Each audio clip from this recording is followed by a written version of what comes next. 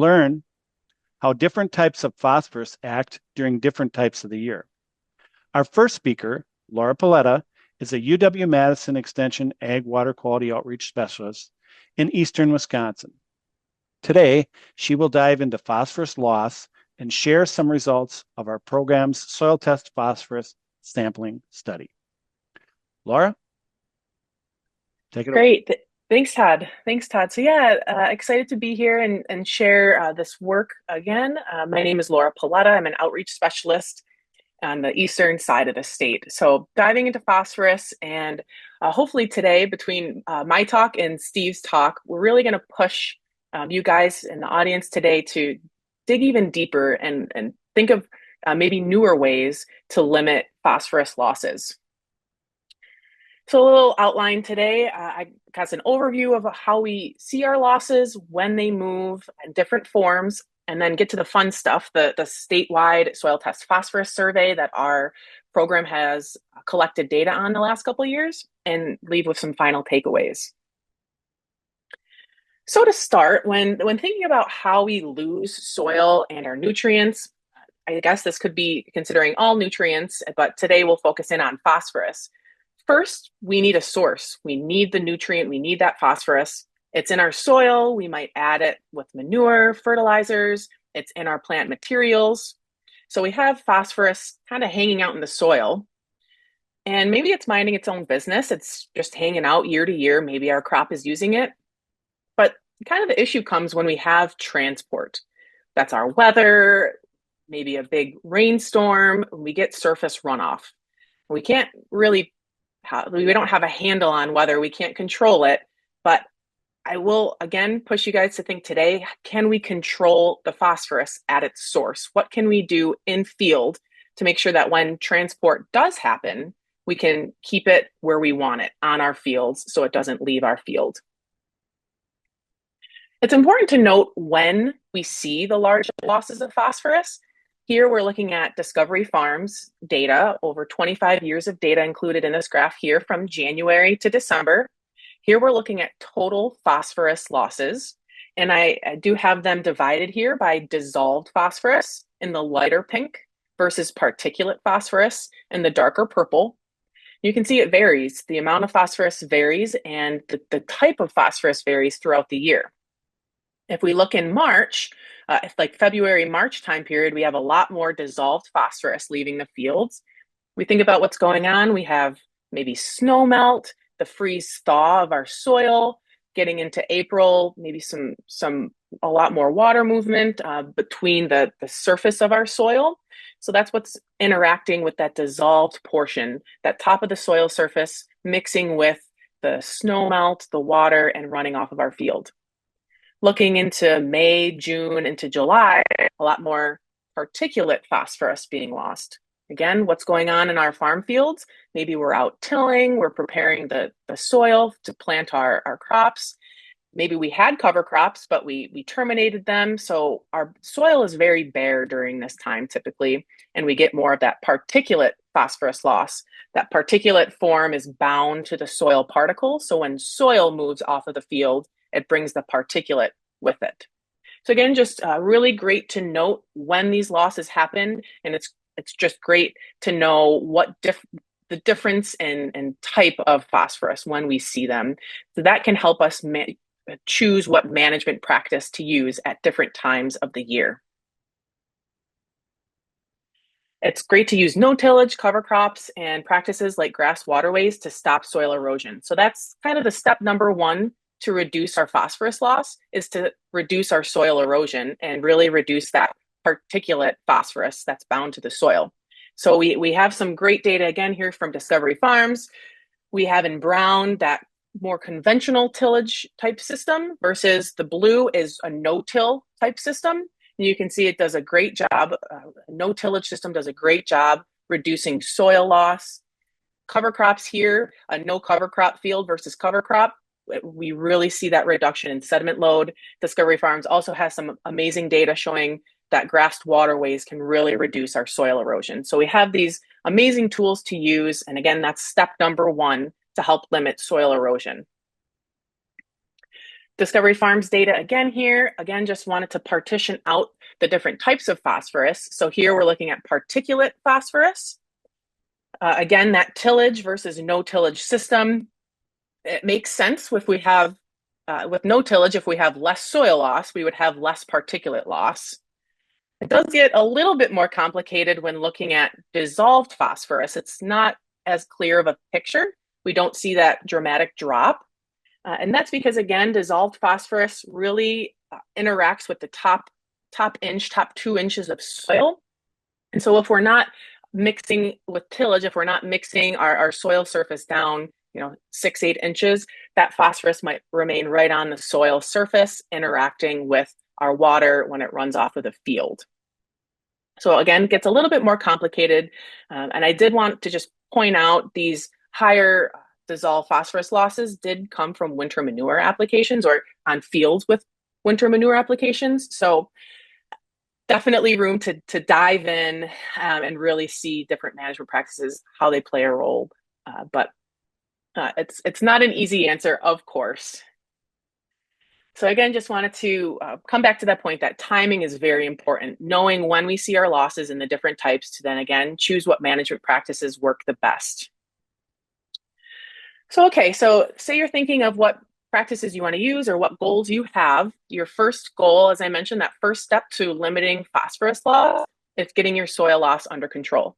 Say you use cover crops, you use reduced tillage, you can put a check mark there. You feel like you really do have soil loss under control on your field. The next step would to be looking at that timing. Can you apply manure or fertilizer at different times of the year where you don't see those losses? Can you maybe do you have a window in the summertime when we see reduced losses? And so you do, you're trying out different timings, maybe different tools to use, and you feel like you have a really good handle on this as well. You're happy with your timing, you feel like your nutrients are being utilized when they should. That's a great, these two things, check mark, awesome. We're really helping limit your phosphorus loss.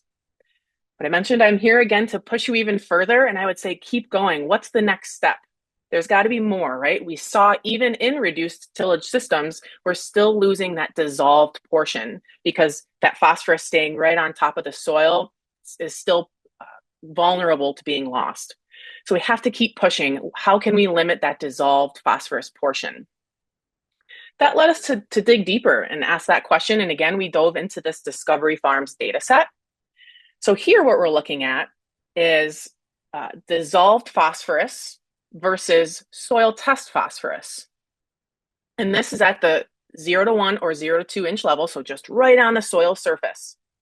And we see a pretty strong correlation. As the soil test phosphorus increases, we see an increase in dissolved phosphorus losses. So if we have a lot of STP on the 0 to 1, 0 to 2 inch, we are more prone to losing dissolved phosphorus. And being extension, we love to give a number or recommendation. What should we shoot for? So here, it's kind of an arbitrary number, but again, we like to have a goal in mind. So that 80 part per million, anything higher than that 80 part per million STP is when you see the really big jump in that dissolved phosphorus losses. So when thinking about a water quality impact, we're moving forward, you'll hear me use this 80 part per million. This is where we kind of got it from and created that 80 part per million water quality number. So the next question, does Wisconsin have a problem? Do we need to worry about being over that 80 part per million STP on the soil surface? So our team set out to see if we have an issue in the state. So all of us outreach specialists, we reached out to farmers, can we come sample your field? And all of us went out and sampled at that 0 to 2 inch and then the 2 to 6 inch level and sent it into the lab to get the soil test phosphorus numbers. This map here shows all of the farms that we hit. And in this data set I'm sharing today is 224 fields. And it includes every type of farm, every type of management. We were not picky. We just wanted to see in general what's the STP numbers like throughout the state. So here is the data. On the top, we have the 0 to 2 level.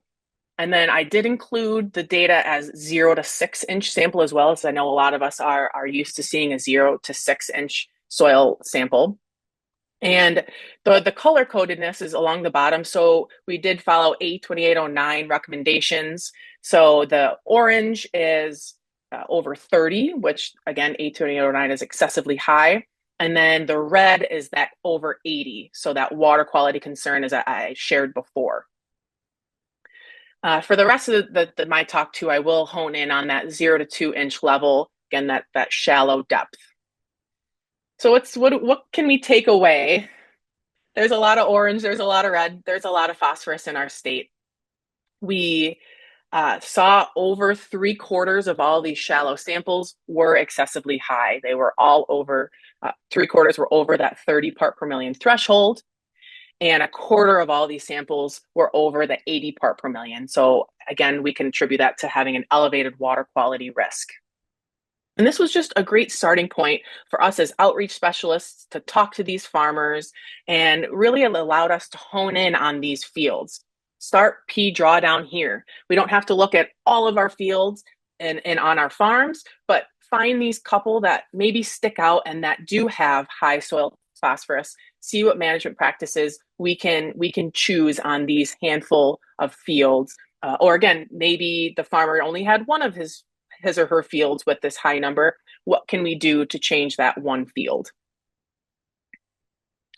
And so that next kind of conversation with the farmer is what was the goal? If you had low SDP, you might want to build it up a little bit, maintain it, keep it at that optimum rate of 16 to 20 part per million. If you were excessively high, over 30, again, A2809 tells us that you have less than a 2% chance of increasing your yield if you continue to add phosphorus. So can we save our money? Can we save our time to not add any more phosphorus? We see again, it's a water quality risk when it gets that high. And how can we get it back to that optimum level? So these were just great conversations to have with the farmers, and just again see what's in our Wisconsin soils. So again, do we want to build up P? What's our goal? Or do we want to draw down P? Okay, here, I just want to share some other kind of cool graphs we were able to create with this data. So we wanted to dive in a bit more on management practices. Was there a management practice that we saw trended to having higher levels? And so here we're looking at only the 0 to 2 inch samples that were over 80 part per million. So we wanted to see in these excessively high, very high fields, what was going on. And we saw even when these fields had over 80 part per million soil test phosphorus, almost 60% of these fields were receiving synthetic fertilizer and manure. And so here we know manure, it's a great addition to the soil. We oftentimes have to spread, right? We don't have a choice. We get that, but then that was a conversation with the farmer. Why are you choosing to spread synthetic as well?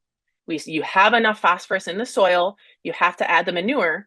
Well, maybe cut back on your synthetic fertilizer, save some time, save some money. It doesn't need more phosphorus. A good conversation to have was about starter. Maybe cut out phosphorus in your starter fertilizer. Your soil, again, there's a less than a 2% chance that you will have a yield increase if you continue to add that phosphorus. So again, just a great conversation to start with the farmers when we had this data. It was difficult to tease out some of these trends because, like I said, every management was different. So we had to kind of keep it simple. This question here, have you added manure in the last 5 years? We wanted to see if there were trends here. And we did see again in the 0 to 2 inch level, the fields that did have manure tended to be higher, significantly higher in their soil test phosphorus levels than if there was no manure. Again, we know manure is complex. We have to add it often year after year after year. This again is just great knowledge and a great conversation to have with the farmer that if there is manure in the system, just be more aware of your soil test phosphorus levels. Keep an eye, maybe do take a shallow sample every couple of years to see how fast your STP level is rising. If it's rising at all, just keep a closer look at it. So it's just a great piece of knowledge to have and awareness to have with these farmers. Okay, so to wrap up and leave you with some takeaways, I mentioned that first step when thinking about phosphorus, controlling phosphorus losses, is to control your soil loss. We know it's critical first step, and we have the tools to do it. We can utilize cover crops, we can utilize no tillage, however we see fit to really control that soil loss. Then we can dive into timing.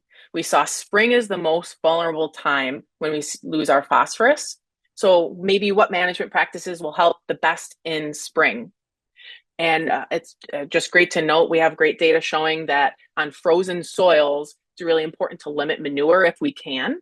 So on the frozen soil, of course, that acts like concrete, and that manure just hangs out right on top, interacting with that shallow soil there.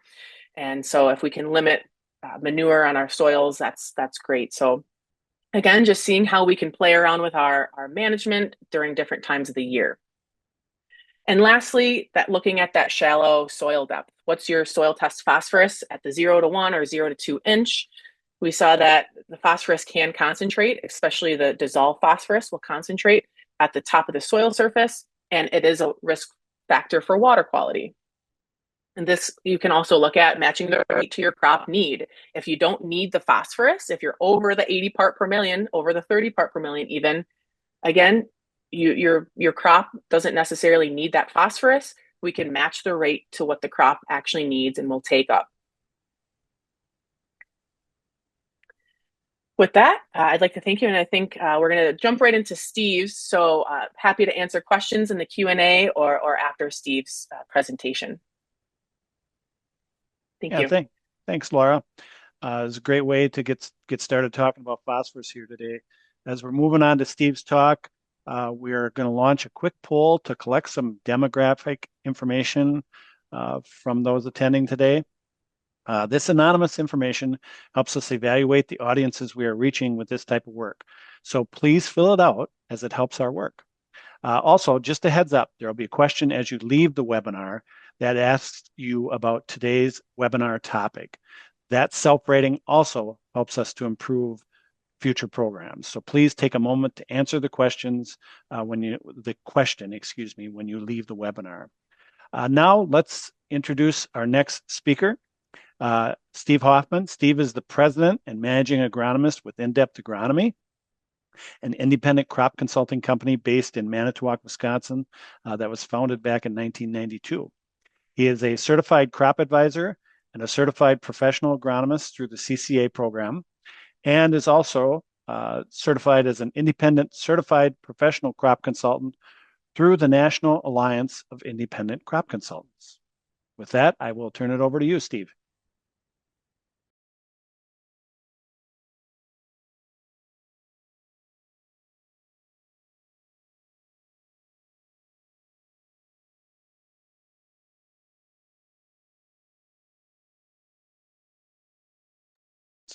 Steve, are you there? Yeah, can you see the correct screen? Yes, we can. Okay. All right, I just got to get back to my presentation. Oh,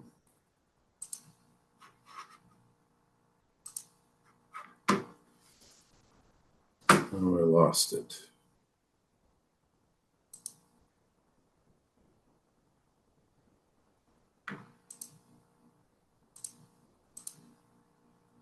There we go. You can still see the presentation screen?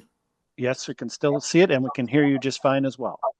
All right. Sorry for that. I was hoping to get on a little early, but I had problems connecting. So thanks for the opportunity to share some of the observations and data we have been gathering at InDepth Agronomy. Like Todd mentioned, I've been an independent crop consultant in eastern Wisconsin for 41 years. And I've come to realize there are two types of important data in the soil and crop sciences. Farmers and agronomists like myself spend most of our time accumulating observed data, while researchers and academics spend more of their time gathering measured data. A person can have a lifetime of observed data and draw the wrong conclusion about cause and effect. Likewise, we can have reams of measured data and also come to the wrong conclusion. It's my belief that only when we combine measured data with observed data will we make progress on agriculture's most difficult challenges. So let's start with some excellent on-farm research data that Eric Cooley of Discovery Farms presented in 2021. So these charts are basically very similar to what Laura showed. Laura's charts are more updated, but this is what got me really thinking back in 2021. This graphic was a summary of all the Wisconsin and Minnesota edge of field data up until that point. I remember well the first time I saw this graphic. Myself and a lot of other agronomists and farmers were thinking that no-till and cover crop practices were the solution to water quality problems. And this data showed otherwise, especially for dissolved phosphorus delivery. So like Laura showed, we all know a no-till system is going to greatly reduce annual soil loss. Those are the bars on the left. In the middle, they looked at total phosphorus loss, which was interesting in that total phosphorus loss was slightly higher up until that point in the no-till system. And when they parsed out the dissolved phosphorus loss, that showed actually higher in the no-till system. That really piqued my interest. So this is another graphic from that same presentation. Discovery Farms research, it showed that about half that phosphorus delivery was in the form of particulate phosphorus, and about half of the yearly loss was in the dissolved form. The really interesting thing to me was that the magnitude of dissolved phosphorus loss during the months when soil is typically frozen. So again, those pink portions of the bar are dissolved phosphorus delivery during those months of January, February, March, when soil is typically frozen.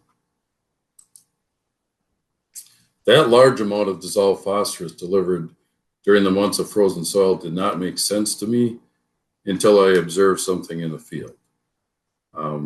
We were rating the success of an interseeded cover crop mix that was planted into a corn grain field in Ozaukee County in 2022. So the corn had matured on its own, and we were just out there looking at multi-species with different herbicide treatments. There was a heavy dew that morning, and there were a lot of crystal clear droplets on the foliage. It was actually really beautiful. Your pants got instantly soaked walking into it, but I noticed a few amber colored drops on the kale leaves and came to conclude that the color was probably due to dissolved tannins that had soaked through the mature corn leaves. That observation caused me to wonder what else was dissolving from that dead leaf tissue. So it can rain all day on a green living plant. That plant will not lose nutrients from green living tissue because of a waxy cuticle layer and intact cell walls. Dead vegetation tends to lay on the soil surface and is prone to soak in surface water when the soil is frozen. So the left side is winter-killed spring barley. The right side is winter-killed daikon radish. It seemed like we were onto something. The challenge was trying to figure out how to measure dissolved phosphorus in the field. And here's a truism we've all heard before: you can't manage what you can't measure. Well, we found a simple instrument that can measure dissolved phosphorus in the field. We used a Hanna HI706 phosphorus HR checker. That device and the kit are available for less than $100. We also used a Hariba Laqua Twin nitrate tester to measure the amount of nitrate, and a Hariba Laqua Twin potassium tester to measure the amount of potassium released from various plant tissues. The Hanna phosphorus checker uses a colorimetric method to measure dissolved phosphorus. This is the same basic method that water labs at wastewater treatments use. So 2024 offered some unique opportunities because some cornfields were planted early on time and some fields were planted late, well into July. And as a result, we could find living green corn leaves. At the same time, we could find mature, dried up corn leaves. So in this example, I grabbed the ear leaf of a late planted cornfield, placed it in the Ziploc bag with 4 ounces of distilled water. Only a very small amount of dissolved phosphorus was measured, and this was likely due to where you tore the leaf off the plant, and some cell sap is going to leak into the water. Then I went across the road, tore the ear leaf off an early planted naturally senesced plant, and repeated that experiment. In this example, there's 30 times as much dissolved phosphorus leaching out of a mature corn leaf than what leached out of that living green corn leaf. The phosphorus checker requires 2 10-milliliter vials of liquid. One vial contains the reference liquid so that color and clarity can be standardized for the other vial that has reagent added to it. The reagent turns dissolved phosphorus blue. The darker the blue, the higher the dissolved phosphorus content. So in 2024, I helped the Calumet County Egg Stewardship group put in some cover crop strip plots that provided a great opportunity to compare the nutrient release from different species planted after wheat. In that plot, it was actually a winter wheat field that manure was applied to, and then we planted the strips of cover crop species. It did have a high rate, but allowable rate of liquid dairy manure. And that dairy manure did come from a farm that had a methane digester. So those nutrients in liquid manure that comes from a methane digester are readily available, more readily available than normal liquid dairy manure. But it should be noted that this was a real world scenario. So I cut some plants. These are oat samples. The oats got nice and thick, knee high, really nice thick crop. Repeated that experiment, and you can see the live oat foliage gave up very little dissolved phosphorus, mostly because of cell plant sap leakage. But if I put those samples in a deep freeze overnight and then put them in the same amount of the water for the same amount of time, we've got a massive amount of dissolved phosphorus leaking from that plant material. And these were soaked for 6 hours. These were the pea samples taken from that same plot. So pea leaves and stems being kind of delicate, you try to carefully fold them, but you're kinking the stems and you get a little more plant sap leaking out of the live plant, but just a massive amount coming out of that frozen sample. So in preparation for the field day that group was going to hold, we decided we wanted to do a biomass sample. So you got a couple of square feet, weigh that, send it to the lab, and we can calculate out the yield that biomass had, and then also the nutrient content. So one thing to note was that because those oats were almost starting to head out really thick, the carbon to nitrogen ratio was 19.9, so almost 20 to 1. And we had 1.86 tons of dry biomass per acre. So again, a really nice thick crop. And because it had manure from a digester, really readily available nutrients, when you calculate out how many pounds of N, P, and K, there was 140 pounds of N, 47 pounds of P, 205, and 231 pounds of K in that material.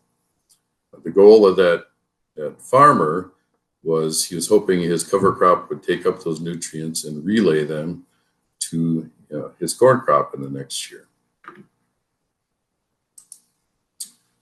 So these are also taken from that same plot. That was radish leaves. And at that point, I started to wonder about nitrate, nitrogen, and I started to measure that. So from the live sample, a little bit of each, but then from the frozen sample, a lot more of each coming out of there. And I should notice that this frozen sample was 12 hours. The live sample was 3 hours. And I did that partly on purpose because if we think about, again, a living plant being upright, it's never really soaked in water, but let's say it's raining hard for 3 hours, as opposed to dead radish leaves, like we saw in that previous picture. They'll tend to just lay flat on the soil surface and soak in water for quite some time. And radish leaves have a low carbon to nitrogen ratio. That tissue decomposes readily. It gives up the nutrients really easily. And in different experiments we've done, we do see a steady increase. The longer that dead plant material soaks in water, the more nutrients it gives up, which makes sense. So flax is a plant that has a much higher carbon to nitrogen ratio. This was also from that same plot. Those nutrients are not released as quickly from plant tissue. It's a high carbon to nitrogen ratio, but they are nonetheless still readily lost by soaking in distilled water. Those observations led me to wonder about the nutrient content of falling leaves collected for curbside pickup in municipalities. So when we notice that golden brown staining of concrete under curbside leaf piles, we also need to wonder about the dissolved phosphorus content of rainwater that leached through the collected leaves and flowed into the storm sewer. So these happen to be ash leaves for 3 hours. I repeated this experiment with, we worked with the village of Grafton and the city of Cedarburg on some adaptive management programs with farmers, and had a sample of maple leaves and got very similar results. I left that sample with the crew that runs the lab at Cedarburg, and they didn't get around to measuring it for through their lab for another day, but they confirmed that those numbers were even higher. So, like I said, this is the same type of colorimetric method that they use at those labs. So if you remember the winter of 24-25, we didn't have really any snow cover until February. And so last January, I went out into a field that was no-till corn, just carefully picked up that corn residue, made sure I didn't get dirt in the bag, soaked that in distilled water. So after 3 hours, 10.7 parts per million dissolved phosphorus. After 48 hours, up to 24.1 parts per million dissolved phosphorus in what I would have considered to be cardboard. But there's more nutrients in these plant residues than we are realizing. I did the same thing this fall from soybean residue. Would not have assumed there's much nutrients that could dissolve out into it, but 62 parts per million dissolved nitrate, N, 9.3 dissolved P, and 110 parts per million dissolved K. Potassium really does move quite readily out of dead plant residue, and I think it's one of the things we see with fall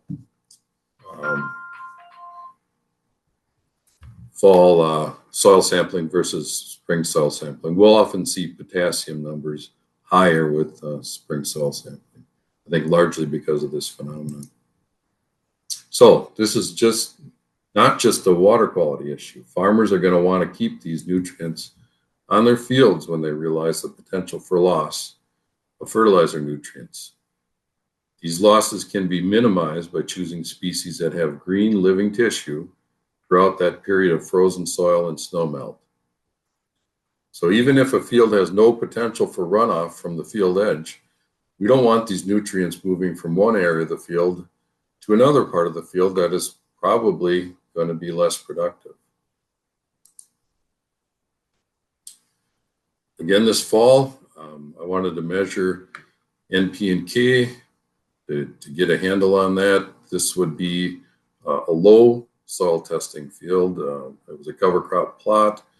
I took some radish and measured NP and K for the living tissue and then the frozen tissue. In this test, dead radish tissue released 26 times more nitrate and potassium and 7 times more dissolved phosphorus than live radish tissue.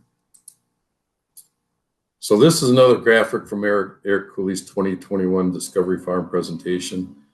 And I got circled here over March, the tall blue bar, that on the average, they had measured 1 inch of runoff per acre was measured during that month of March. And also I'd like you to notice that Eric had highlighted the words, "You can control what's in it."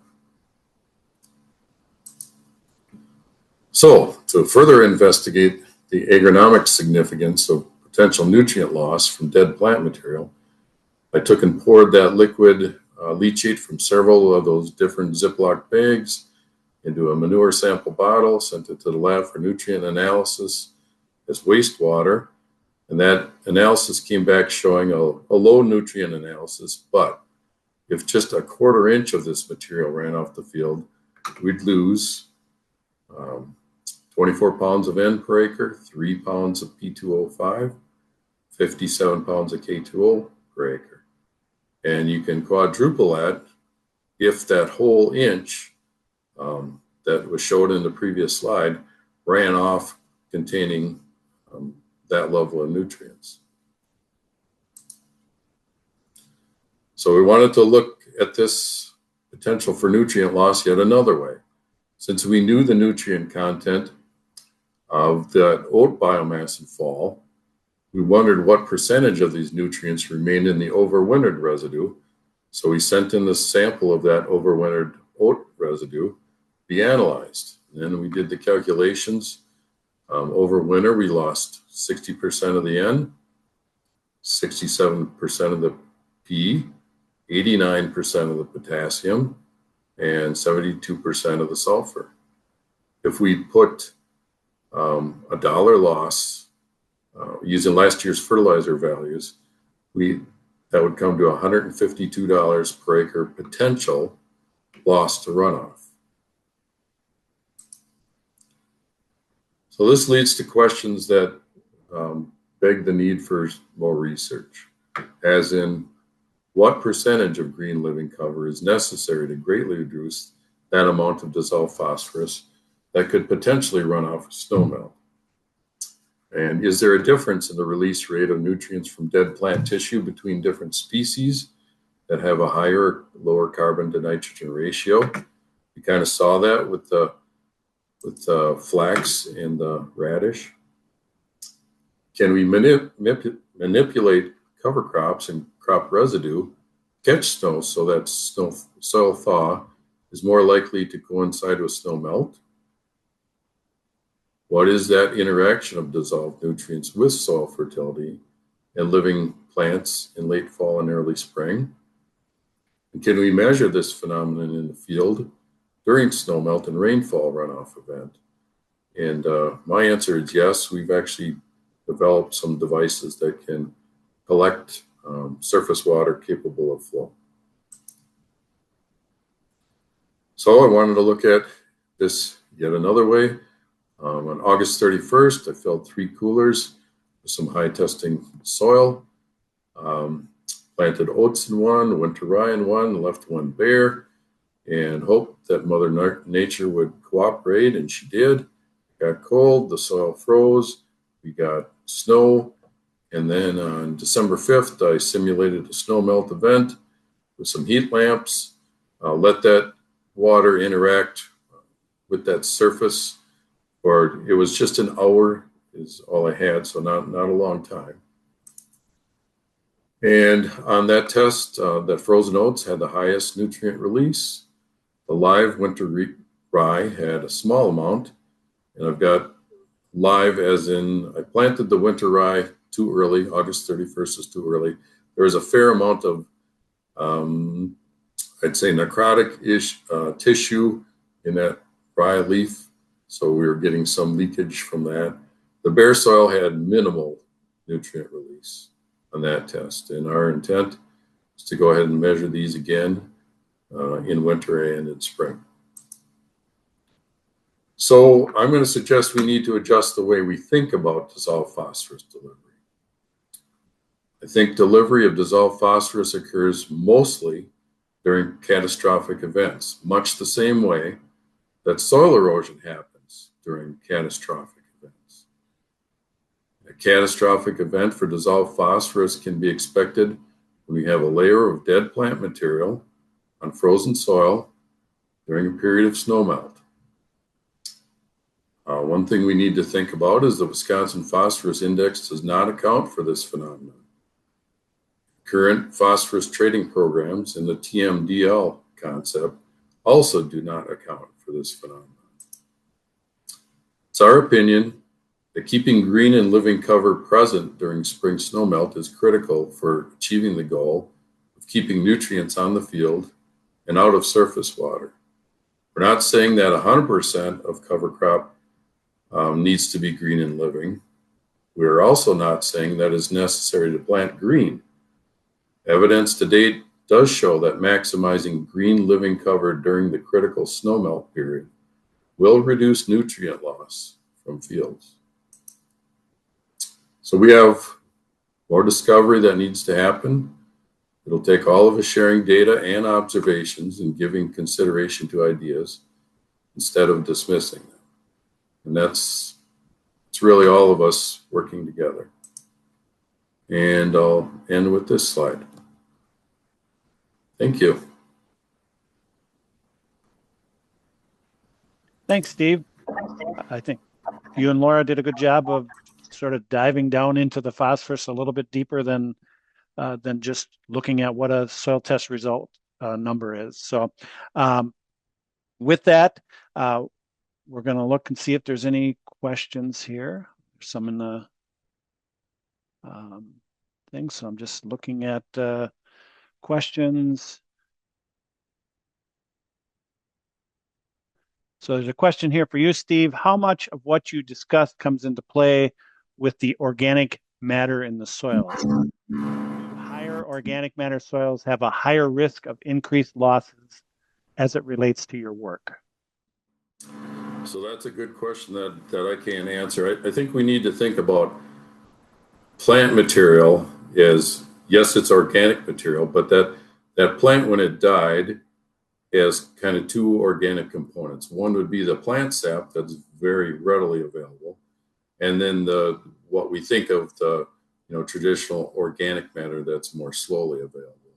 But as to how that interacts with what is in the soil, we don't know yet. That's one of the things we need to work on, to study, and I will be working with Francisco Arriaga on some of these things. Okay.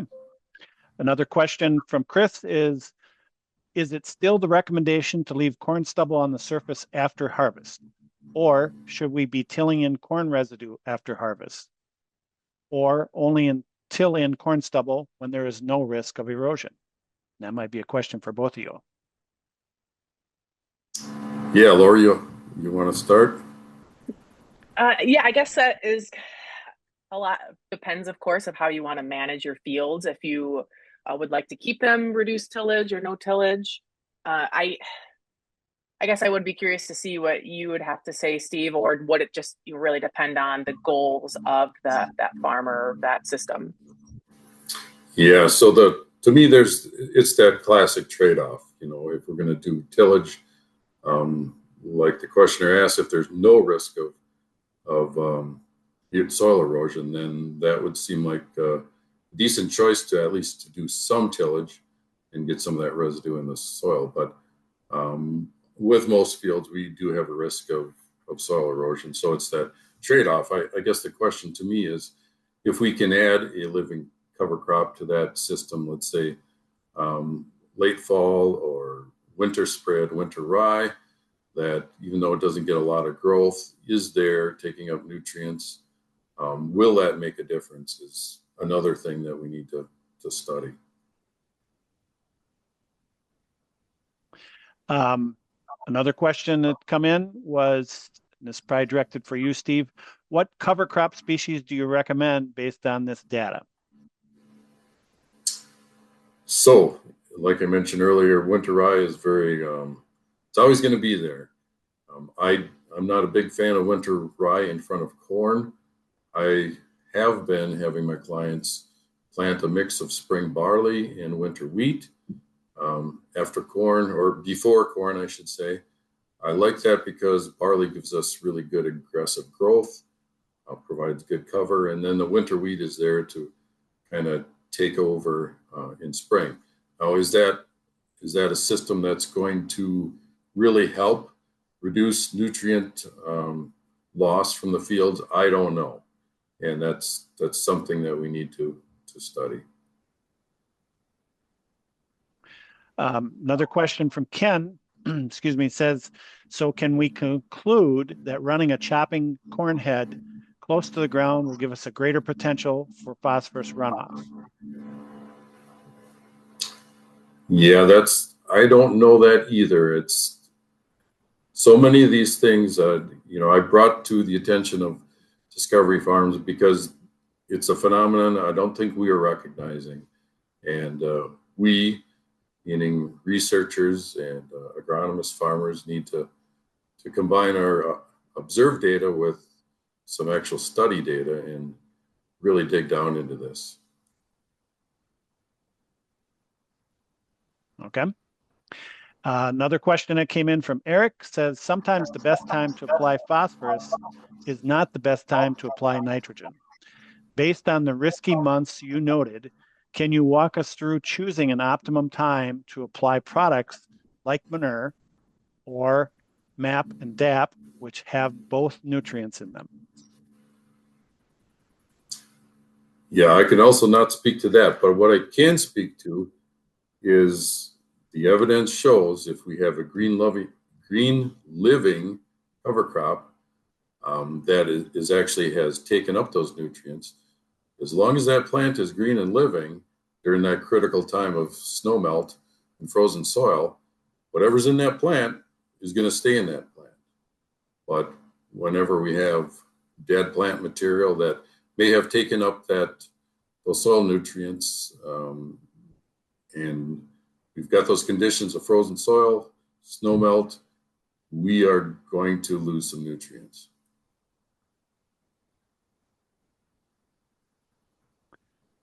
One question that came in on the chat is, how soon in spring is green up necessary to be effective in holding phosphate? Yeah, so I'm guessing let's take that example of the spring barley and winter wheat. Spring barley is going to be dead in spring. The winter wheat is alive. So it's a question I don't know the answer to. And I have the same question: is how much green living cover do we need? How soon do we need that to wake up to grab, let's say, the nutrients that are lost from the barley? Will that living winter wheat lock that up, or are we still apt to lose whatever that barley gave up? So again, I do not have a lot of answers here. I wanted to share our observations and hope that we as a group can figure out some of these answers. Well, that's good, because in the Q&A, there was a thing that said, a couple comments that said, thanks for looking at the difference in the carbon to nitrogen ratio to cover crops and speed of release of nutrients. So it sounds like there's interest in it. So the QR code just came up to scan and register for your CCA credits. If you have any trouble scanning the code, please enter your CCA number in the chat box, and we'll submit it on your behalf. We have one more comment in the Q&A. Looks like we got a little bit of time here yet. Wisconsin includes the use of riparian buffers to generate water quality trading credits. However, in order to generate credits, the buffer cover must be harvested and removed. This is to specifically eliminate leaching, recycling of nutrients from cover crops used in the buffers. So it's more a comment from Mark here than a question with things. So there's active harvesting going on to try and reduce those leaching of nutrients as well. So with that, I think we've got all the questions answered. Want to thank everybody for their time and for all the great questions that came in. As we wrap up, you have the opportunity to answer the survey questions now in the pop-up box on your screen. Remember that we use this information to improve our offerings. So we also invite you to the Ag Water Quality Program website for previous recorded webinars from not only this year, but previous years. The recording for all the webinars will be uploaded to YouTube and linked to our website as well. And in the chat box, you'll see a link to register for Discovery Farms multi-state webinar, which is a separate registration than the webinars that you're coming and watching right now.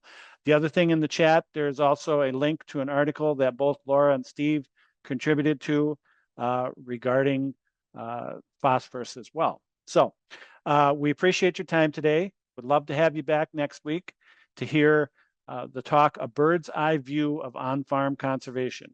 It's presented by Matt Omaken, an agronomist and farm manager and water action volunteer, along with Sherry Schwert from who is an outreach specialist from the Ag Water Quality Program and located in Southwest Wisconsin. So with that, I hope everyone has a great rest of your day. Enjoy the weather outside, and remember to answer those exit questions on the way out. Thanks.